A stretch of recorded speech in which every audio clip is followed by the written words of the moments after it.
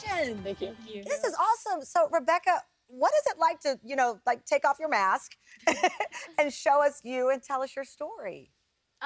It's really cool to share my story because I know I'm helping other people, and especially trans kids who aren't supported. What made you decide to speak up? I know that you spoke at the state legislature in your home state, New Jersey. That's a big deal. Yeah, so I started speaking up because I heard stories of people who weren't supported and who were kicked out of their homes, and because they were part of the LGBTQ community or thinking about being trans. I mean, that's a big task to take on. Were you hearing this at school? Were you watching TV? How did you? It was at the first rally I spoke at, so it was in Jersey City. Oh, look at this beautiful smile. You're like a kicking butt and smiling. I love that. Seamus, your mission is to help families of fallen soldiers, and this is personal for your family as well, because you have family members who served in the military. Yes, ma'am. My grandfather served in the Air Force. In the Air Force. Oh, well, that is so sweet. The money you raised went to 13 scholarships? Yes, ma'am. I raised money for Folds of Honor, which provides educational scholarships for those families who have either lost a spouse or a parent in combat. And the number 13 is significant? Yes. The folded flag that's on Folds of Honor logo that is handed to those families has 13 folds in it. And when I decided to create this event, I was 13 at the time. What do you do to raise the money?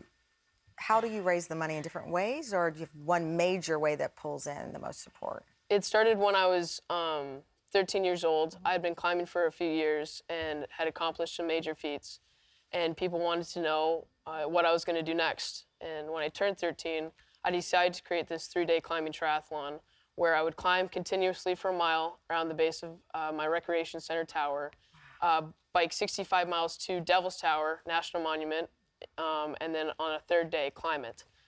At 13? Yes, ma'am.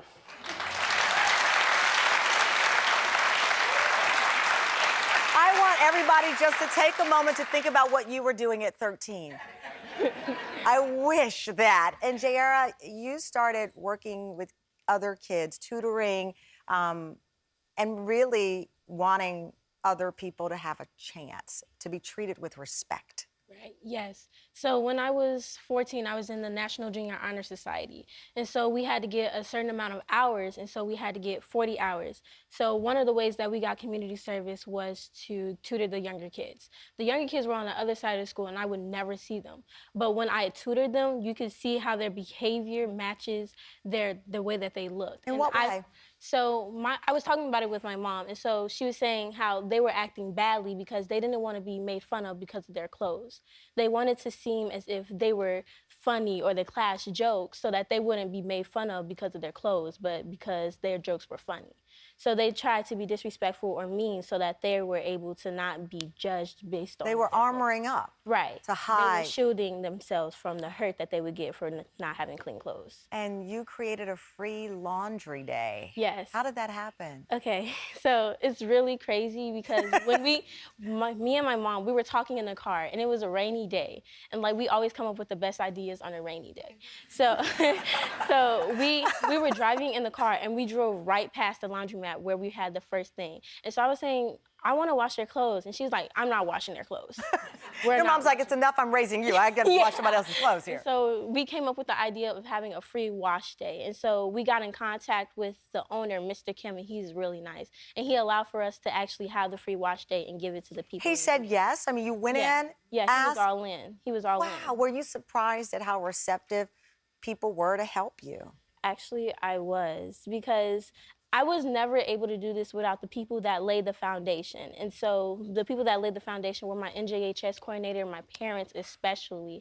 And so being able to have these free wash days were mostly because of them. And they say, oh, I'm so proud of you. And it's like, I'm proud of you because you were there for me no matter what. Okay.